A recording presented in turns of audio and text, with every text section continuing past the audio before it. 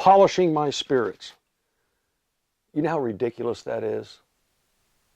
Today we're going to talk about filtering, or better known as polishing.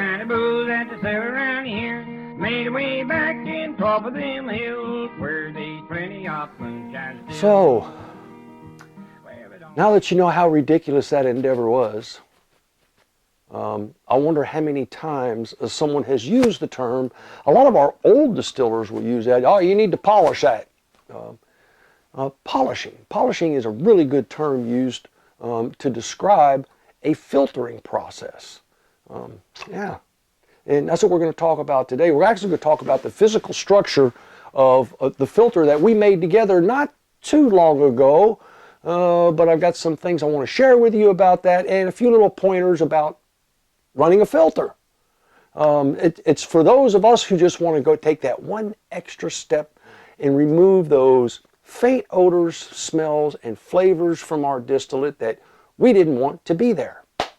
Yes, you know what I'm talking about. It's that, you know, when you run everything you've done right, and you get your final product, and you have that taste, and you say, ah, that's really good, but, you know, you want to remove that but, you know, but there's just that little hint of, God, I don't know what it is, I can't describe it, but I want to I want to get it out of there because I want it to be really smooth. I want it to be clear. I want it to be crisp. And I want to be able to identify it. Well, what those really are some of those volatile substances that you were trying to separate through your distillation process. Now, remember, filtering, I get this all the time, but filtering does not solve a bad run, okay? Filtering, it's called polishing, okay? Filtering just kind of tops off the last portion of your process to make it just that much better. It's called purification, okay? We want to remove all of those volatile substances, and usually those volatile substances are substances that have a lower boiling point. And yes, there are substances in a mash that have a lower boiling point than ethanol. Methanol being one, there's butyl, there's propanol. God, there's a whole bunch of little, they're so minute. But once you run through a distill and you distill it, then it's the amount by volume in comparison to what you collect is a little bit larger, so they become a little bit more pronounced. So all we got to do is just remove those. And we can remove those as long as they're not overpowering, okay? We can remove those through the process known as filtering. Yes, gosh, I had to get that out, and I hope... yeah, I'm just going to leave the bloopers in on this one because they happen more regular than we tend to think. Okay, now as I get started, you may have noticed, what am I looking for here? You may have noticed that I've since stopped putting a phone number and email address on the videos, and I did that for a specific reason. Sorry. It's got to a point, and I still answer when I can. It's got to a point to where hopefully I've answered my last phone call where someone wants to ferment grass clippings from their front yard. I thought that 2 years ago. It still happens. And I'm sorry, it kind of takes away from the whole process, okay? I even had a guy who wrote me and wanted to know, just to be very short, he was trying to set up a generator to try to augment the power in his house, and he wanted a schematic and all that stuff. That's out of my wheelhouse. That's not what I do. So I didn't answer. 2 days later, I got an email, and he called me a fucking asshole because I didn't answer his email. So you see, those are the types, unfortunately, you know, they see one video, and all of a sudden, I'll just call George. I'll just email George. I don't need to do any research on my own. But for the 99% of you out there, stick with us because God love you. I love you for what you do, and I love you for your attention. Now, I've got a heat gun, and I want to show you something here. Because remember, we put this together. This is my filter system.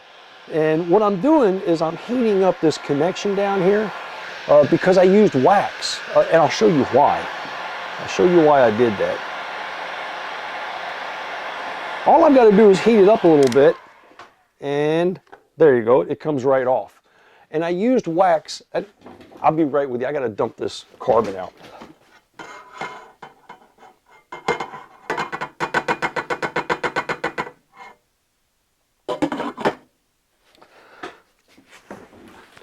Now, the way we made this when a ways back, and I think this is the video on that. I've got a 4-inch piece of PVC that's 24 inches long, 2 foot long, and I've got a 2-inch piece of PVC that's also 2 foot long. And I chose those sizes for a reason. And what I did was I went from 4 inches, I went to 3 inches, and I went from 3 inches, I went to 2 inches. You see this here, this is a 2-inch insert, which is just I'm just changing the size of this pipe down to a 2-inch. And I glued all this together because there's no need for me to ever take this apart, and I glued that together so that it would not leak. And then what I did was, on this end here, I also have a collar and an end with a, oh my goodness, with a screw-in portion here. This is just a threaded plug. Yeah, you'll see that. That's just a threaded plug that goes into the end, and you see that this is a collar, and this is just an attachment, so it's threaded, so that goes in. And I put a small nipple on the end of that to control. What that does is that slows down the flow as my filter is operating, which is something we'll talk about at some point. It's very, very important in order to slow the flow down, because you have to control the alcohol's contact with the surface area of your charcoal carbon. So, and so knowing that I had to take this apart and clean it on a regular basis, it just didn't make any sense to glue it. So what is the only other alternative? The only other alternative actually is wax. So let me heat this up. It doesn't take a whole lot of heat, just takes enough. You'll see it when it starts, there it goes, the wax starts to liquefy. Yep, and that pops right off. And then I've actually done the same thing in here so that I can separate these in order to change the screen out. You see, you'll notice I have I've got a screen that's inside that. Let me open it this way and show this to you again. Yeah, you'll see that screen in there. But you'll notice that that screen, I've used that quite a bit. You see that hole that's in the very center that's worn through that? So I've got to change that screen out. And that's why I made that a removable piece as well. And to remove that, I'll need to heat it up some.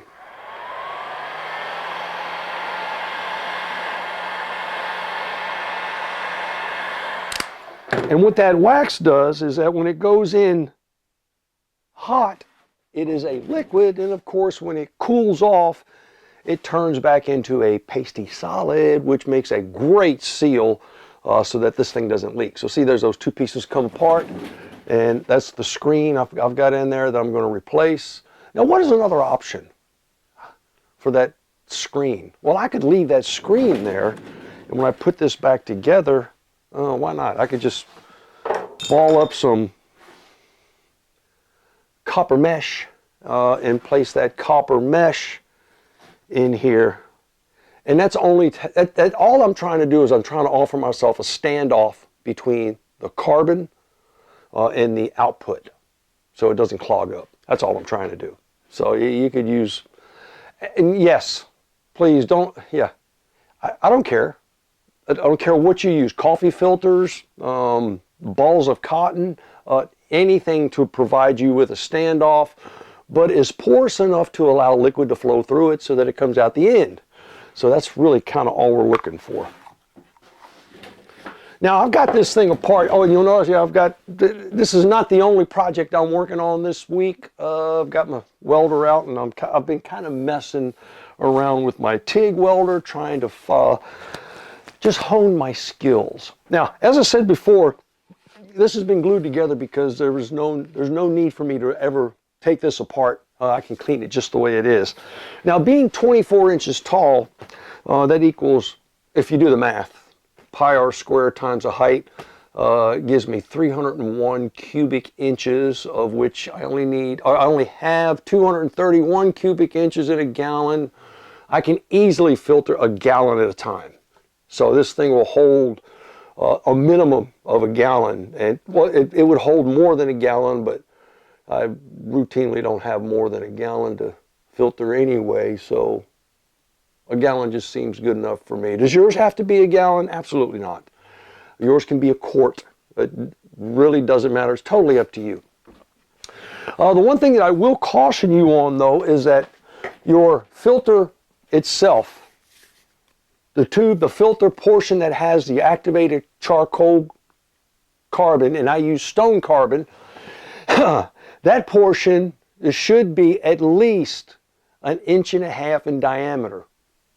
All right? And the reason for it being 1.5 inches in diameter, when it should be at least 1 meter tall, 39 inches.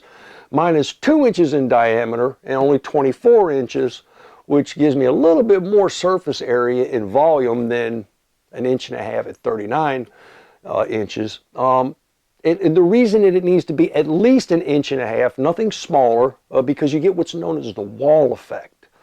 And the wall effect is when you pour your alcohol in, it adheres to the inside walls of your tube and just kind of runs through and just bypasses your charcoal carbon, which makes it almost non-effective. So you want to make sure you've got enough space where it actually soaks through your carbon and doesn't run around the outside. So that's a tip for you. Now let's talk briefly about activated stone carbon. I get this from Mile High. There are many, many distributors. Just understand, first of all, that all carbon is not created equal. And I don't know many times I can say that, but for the life of me, it's a confounding topic, I guess.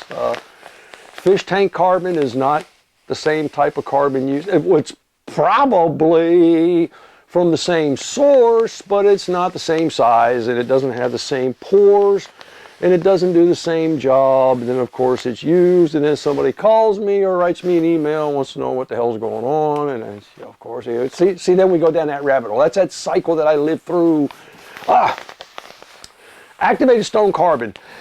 I use the one, this one is the 20 by 50 mesh size. Yeah, I'm going to write that up. I'm going to write that right up there. 20 by 50 mesh size. Could you use a 20 by 40 mesh size? Absolutely. Could you use an 18 by 30? Yeah, probably so. Yeah. 20 by 50 seems to be, the middle of the road, happy medium of mesh size. And what's mesh size refer to? It actually only, it only refers to, and here is some of that carbon that I took out. I don't need that much of it. This is the carbon that I took out, and all that refers to is the size of each one of those grains. And so a 20 by 50 mesh size means that the smallest grain on average is only 0.3 millimeters, okay? And the largest is like 0.85 millimeters. So it's in that window. So you have the smallest versus the largest size grain, which gives you an average size for all of them together. And so that's called 20 by 50.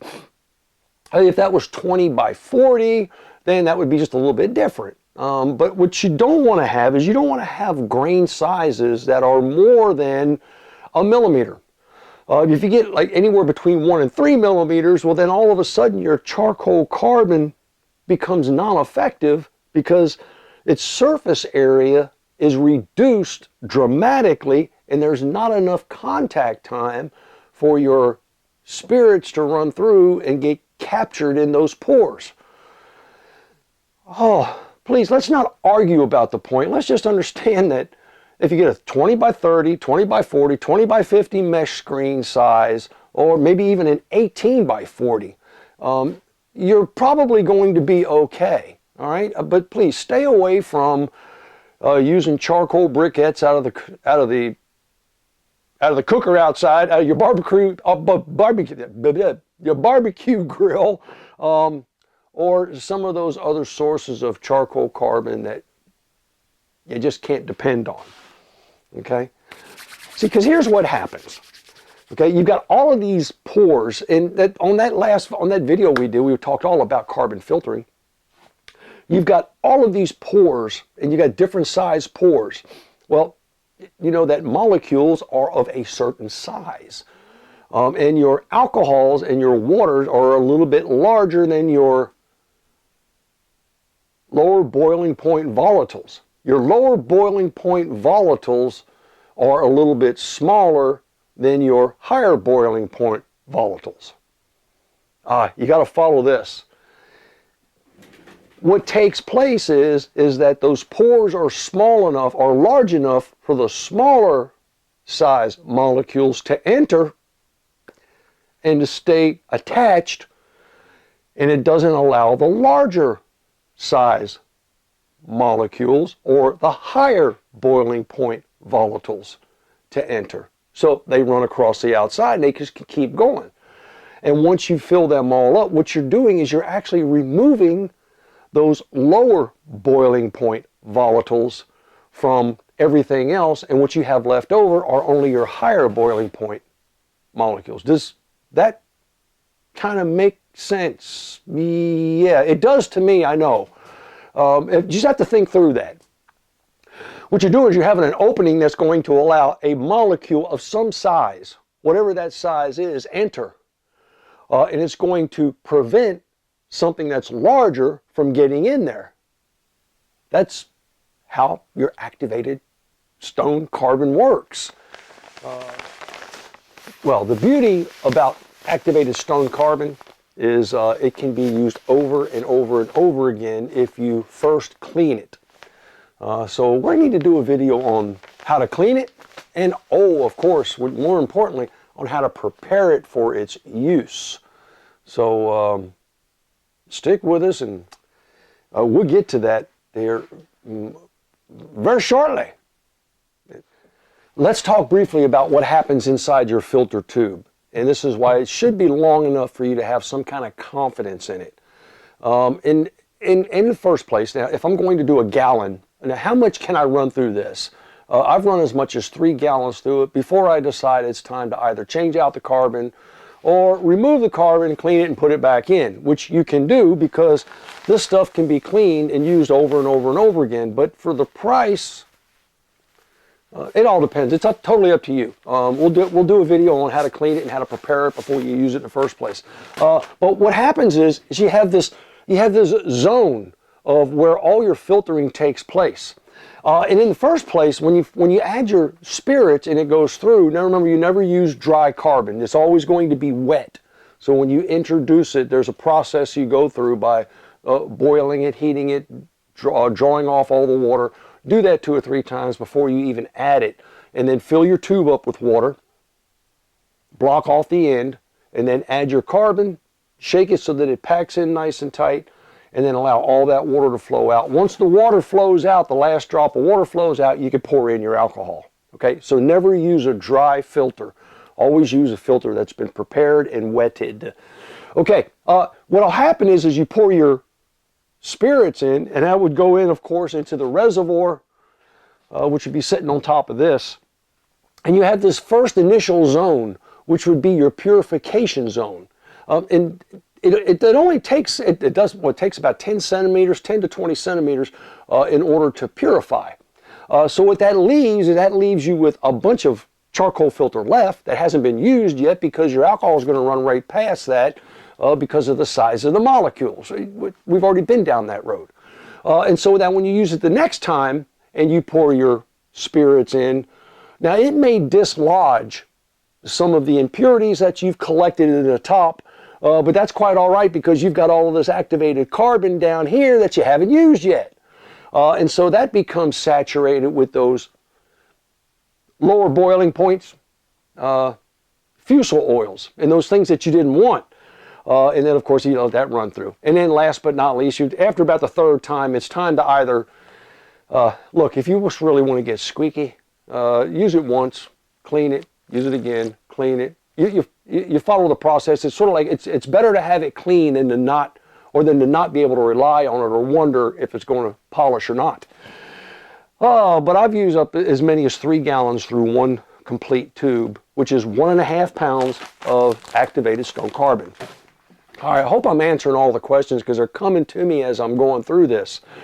Oh, now here's the process. Oh, this is what's so neat about this, is that this is the business end, which is where it all comes out. And on the business end, you know, like I said, remember you put in, you only use wetted carbon. You never use dry carbon.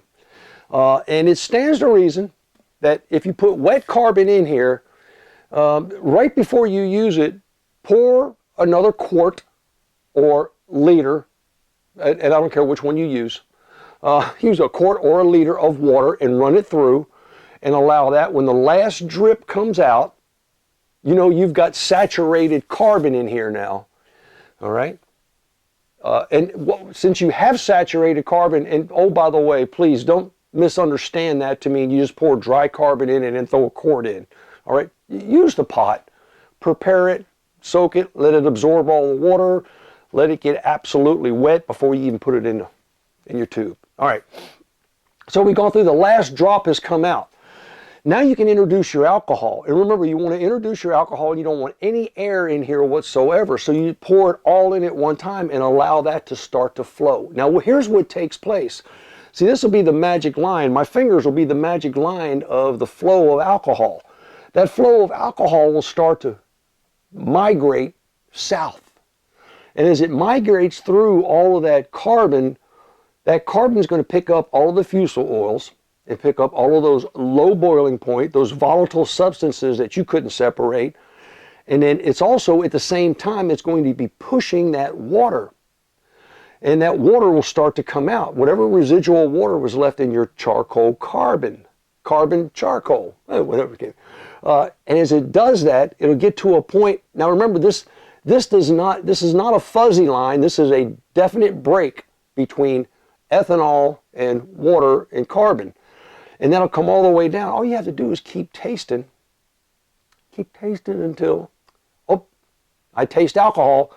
Because as soon as you taste alcohol is where that line has just passed through, and now all you have in here is alcohol going through your activated stone carbon, and everything that comes out of here will be pure alcohol. Now, okay, here goes the question. I know it's coming. A guy in the back just woke up. Once it's finished and the last drop of alcohol comes out, well, George, don't you leave alcohol behind? Well, yes, you do. Good. Get you another quart of water and pour that in there, and guess what? That same line, there we go.